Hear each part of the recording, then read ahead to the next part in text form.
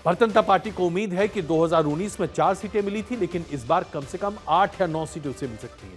तो एक तरफ कांग्रेस है जो 8-9 सीटें उम्मीद कर रही है, दूसरी तरफ भारतीय जनता पार्टी है जो 8-9 सीटें उम्मीद कर रही है, और बीआरएस जिसको ऐसा लग रहा है कि इस बार 2 या 3 सीटों की उम्मीद है, और इसमें 1 सीट की उम्मीद लेकर तो असदुद्दीन ओवैसी साहब भी बैठे हैं।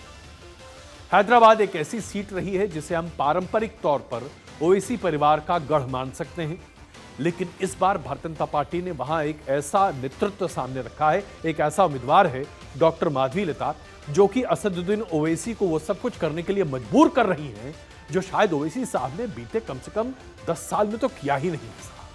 और वो इसलिए क्योंकि माधवीलता का प्रचार करने का तरीका बड़ा ही अलग है, बहुत ही आक्रामक है। अगर असदुद्दीन ओवैसी साहब कोई हरकत करते हैं, कोई एक्शन करते हैं, उसका जवाब इतने जबरदस्त तरीके से माधवीलता देती हैं अपने चुनाव प्रचार के दौरान कि वो देखने योग्य होता है। गृह मंत्री और प्रधानमंत्री लगातार तेलंगाना की यात्राएं कर रहे हैं। निजामाबाद में कल रैली थी, जहां पर गृह मंत्री अमित शाह ने कहा कि देश भर में जीएसटी लगता है, लेकिन तेलंगाना में आरआर टैक्स लगता है, यानी कि राहुल और रेवंत रेड्डी टैक्स। देखिए किस तरीके से एक नैरेटिव को गढ़ने की कोशिश की जा रही है।